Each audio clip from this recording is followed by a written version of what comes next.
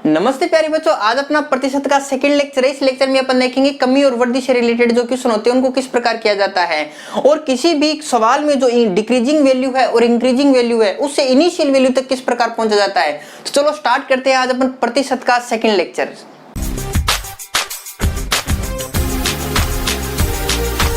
सवाल नंबर 1 को पढ़ने से पहले जो आगे आने वाले सवाल है उनके सिनेरियो को समझ लेते हैं, उनके कंसेप्ट को समझ लेते हैं कि अपने वो सवाल किस प्रकार करने हैं और सवाल की अप्रोच क्या होने वाली है।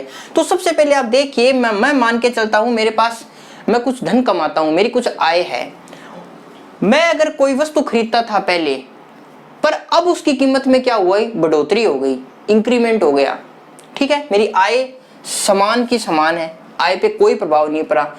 पर क्या हुआ, जो मैं वस्तु खरीदता था पहले जिस मूल्य पर, अब वह उस मूल्य पर मेरे को नहीं मिल रही है। अब उसकी कीमत में क्या हो गई, बढ़ोतरी हो गई।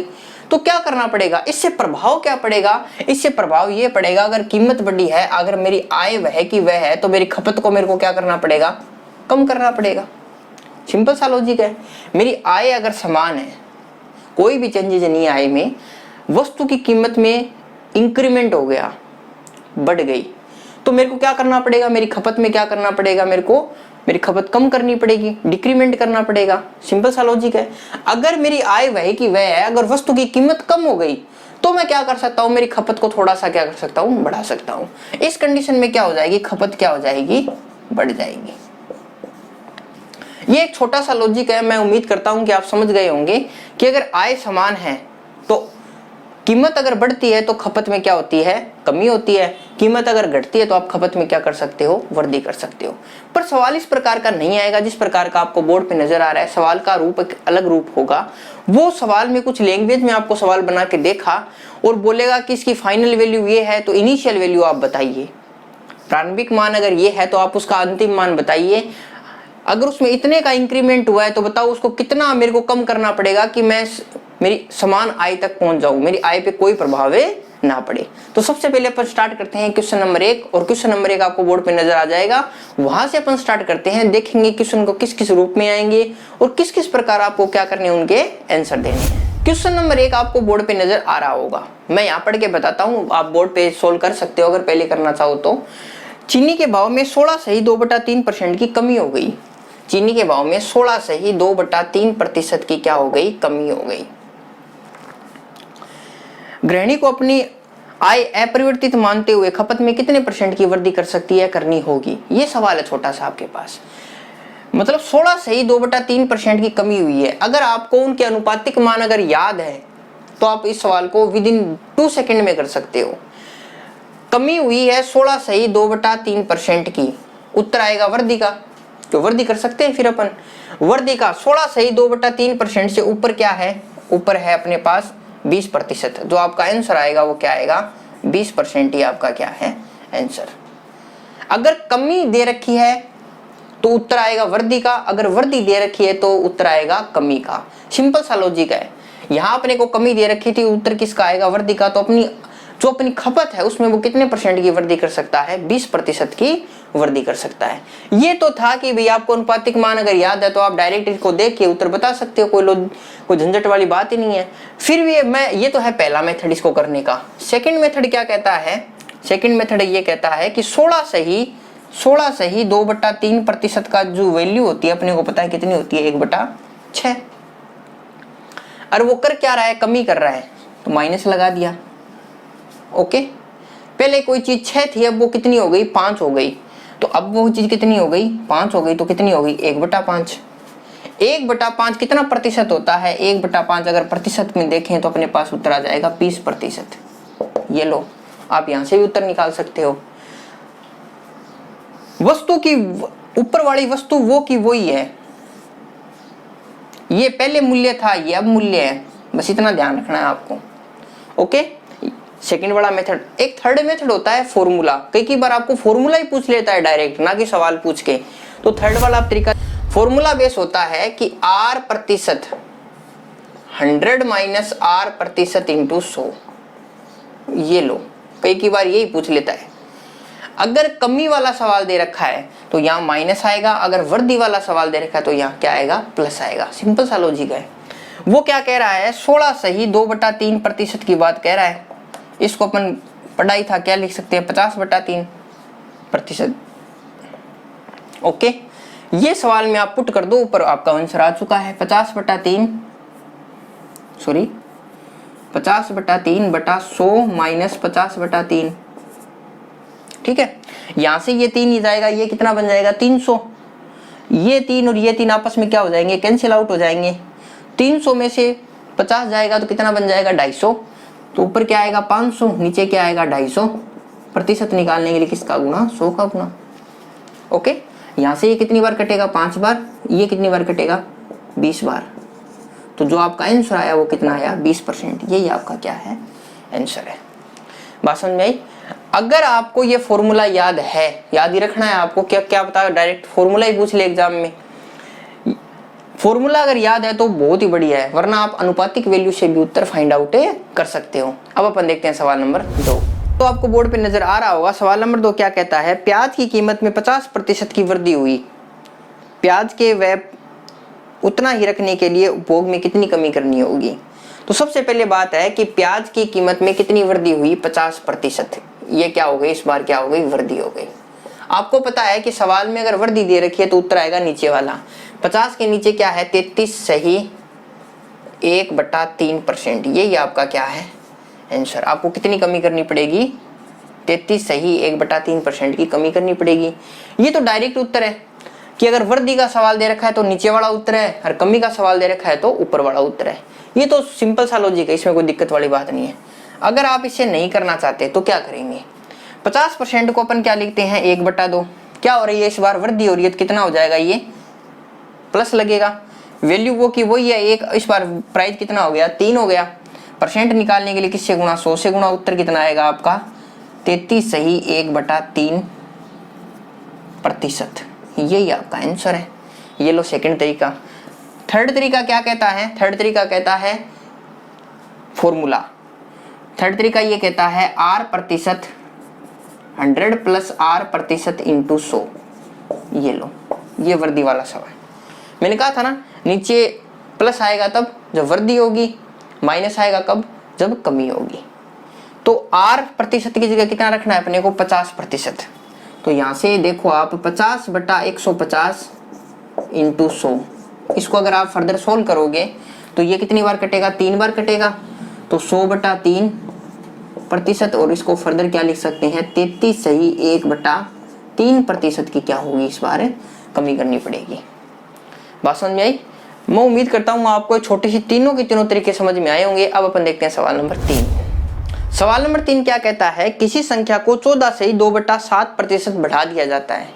कितना बढ़ा दिया जाता है क्वेश्चन नंबर 3 में, 14 से ही 2/7% किसी को संख्या को क्या कर दिया जाता है, बढ़ा दिया जाता है।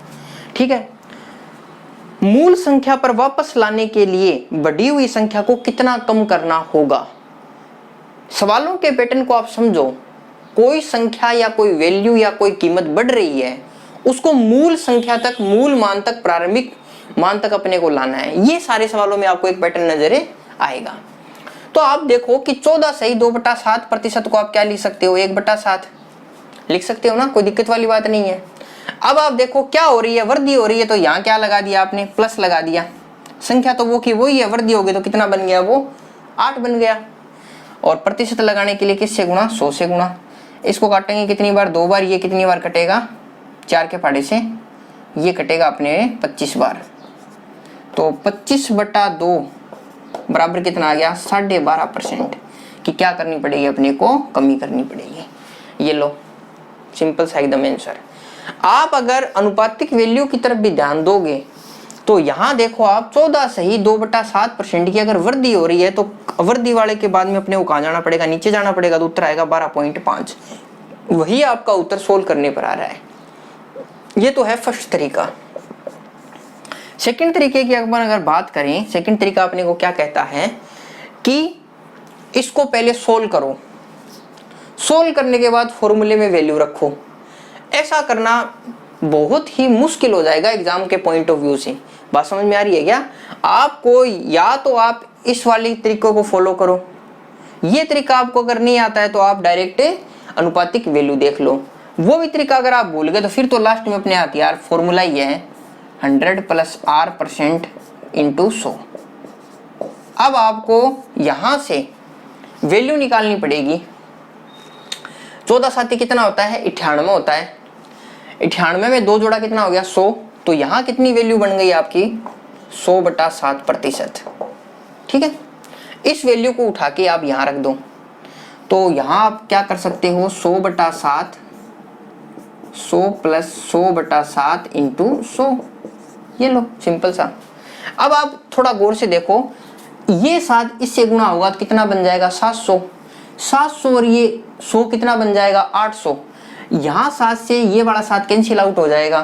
तो ऊपर क्या बचा अपने पास 100/800 × 100। यही वैल्यू बची ना अपने पास। यहाँ से 2 0 से 2 0 कैंसिल आउट हो गए। 100 में अगर 8 का भाग दोगे तो कितना आएगा 12.5% ही आएगा। बात समझ में आ गई आपको। किसी भी तरीका कोई भी तरीका फॉलो करो पहुंचोगे आप 12.8 पे। सवाल अगर वृद्धि का है तो उत्तर आएगा कमी का, सवाल अगर कमी का है तो उत्तर आएगा वृद्धि का। ठीक है, छोटा सा लॉजिक है, आप समझ गए होंगे। अब अपन देखते हैं सवाल नंबर 4। अब अपन देखते हैं सवाल नंबर 4। सवाल नंबर 4 बेहद ही आसान सवाल है। क्या पूछ रहा है कि ये P है ये Q है। वो कह रहा है कि P की आय Q की आय से 25% कम है। ओके, तो Q की आय P की आय से कितने प्रतिशत ज्यादा है, ये सवाल पूछा छोटा सा। तो सबसे पहले लॉजिक ये कहता है कोई वैल्यू मान लो आप मान लो P और Q की कोई वैल्यू। तो Q कितना मान लिया 100, तो P कितना हो गया 75 हो गया। सिंपल सा लॉजिक है। अब आप ये बताओ कि Q P से कितना ज्यादा है 25 ज्यादा है। ठीक है, 25 ज्यादा है किससे P से। परसेंट निकालने के लिए 100 से गुणा। बात समझ आ गई। पहले तो अपन सवाल में तो कर रहे हैं P की Q से तुलना, फिर प्रश्न जो पूछ रहा है वो पूछ रहा है Q की P से तुलना। बात समझ में आ रही है क्या। P के सापेक्ष पूछा है आपको कि P के सापेक्ष Q कितना ज्यादा है, तो नीचे क्या आएगा P आएगा। बात समझ में आ गई आपको।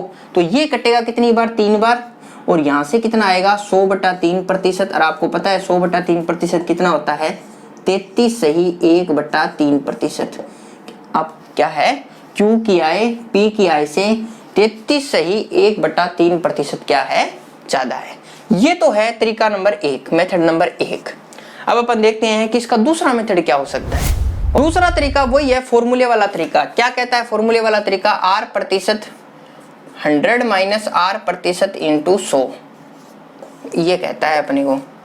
यहाँ माइनस वाला क्यों लिया है, क्योंकि अपने को वैल्यू दे रखी है वो कमी की दे रखी है।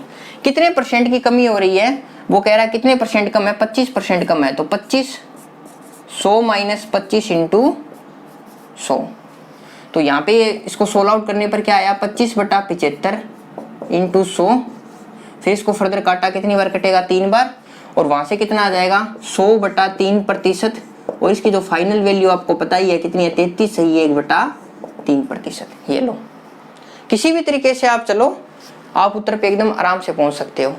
ये था तरीका नंबर 2। और इसमें एक तरीका तीसरा भी है जो आपको पहले से ही पता है, वो और देख लेते हैं। तीसरा तरीका क्या है प्रतिशत को यूज करना। तीसरा तरीका ये कहता है, जैसे मैं कहता हूँ 25% है, इसको आप क्या लिख सकते हो 1/4 लिख सकते हो, इसमें कोई डाउट नहीं है।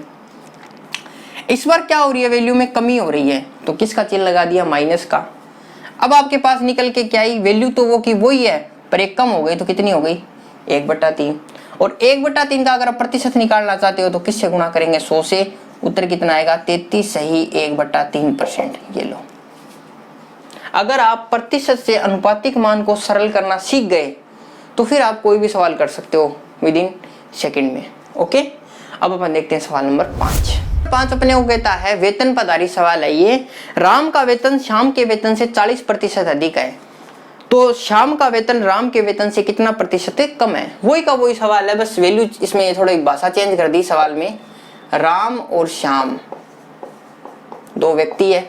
इस बार वेतन के बारे में जिक्र है इसमें। राम का वेतन श्याम के वेतन से 40% अधिक है, तो श्याम का वेतन मान लेते हैं 100 है, तो राम का वेतन कितना हो गया 140 हो गया। ठीक है, फिर पूछा है कि श्याम का वेतन राम के वेतन से कितना प्रतिशत कम है। बहुत आसान है निकालना। कमी और वृद्धि जब भी आपको प्रतिशत में निकालनी है तो सबसे पहले देखिए कमी कितनी की हुई 40 की। किसके सापेक्ष पूछी है? राम के सापेक्ष। तो 140 प्रतिशत निकालने के लिए 100 से गुणा। ये लो सिंपल सा लॉजिक। यहाँ से आप इसको काटोगे, 1 0 से 1 0 कैंसिल आउट हो जाएगा। 2 के पड़ोसी को 2 बार काटा, इसको 7 बार काटा, तो कितना आ गया? 200/7 प्रतिशत आ गया। और आगे इसको सोल्व करेंगे तो कितना आएगा? 7 दूनी 14, कितना हो गया? फिर 6 बचेगा 60, 7 और 56, 4 बचेगा 28 सही 4/7 प्रतिशत। यही आपकी क्या है? फाइनल वैल्यू है। तो कितने प्रतिशत की उसको कमी, कितने परसेंट की कम है शाम का वेतन राम के वेतन से? 28 सही 4/7 प्रतिशत क्या है? कम है। आप इस चीज को समझ गए होंगे। तो ये था सवाल नंबर 5 का पहला तरीका। अब देखते हैं इसका दूसरा तरीका क्या हो सकता है। दूसरे तरीके में आप देखिए 40% अधिक है। 40% को आप क्या लिख सकते हो? 2/5, और अधिक है तो किसका चिन्ह लगा दिया? प्लस का चिन्ह लगा दिया। वैल्यू तो वो की वही है, नीचे क्या हो जाएगा? 7 हो जाएगा। प्रतिशत निकालने के लिए 100 से गुणा, तो यहाँ पे भी वही आएगा 200/7। 200/7 प्रतिशत वही होता है 28 सही 4/7 प्रतिशत। ये लो आंसर।